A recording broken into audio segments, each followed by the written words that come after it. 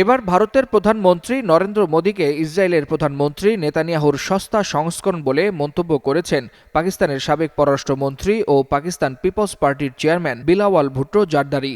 জাতিসংঘের সদর দপ্তরে আয়োজিত এক সংবাদ সম্মেলনে বিলাওয়াল বলেন, মোদী হচ্ছেন নেতানিয়াহুর মতো টেমু সংস্করণ। টেমু হচ্ছে চীনের জনপ্রিয় একটি অনলাইন মার্কেট প্লেস, যেখানে খুব সস্তা দামে পণ্য পাওয়া যায়, যেগুলোর মান খুবই নিম্নমানের।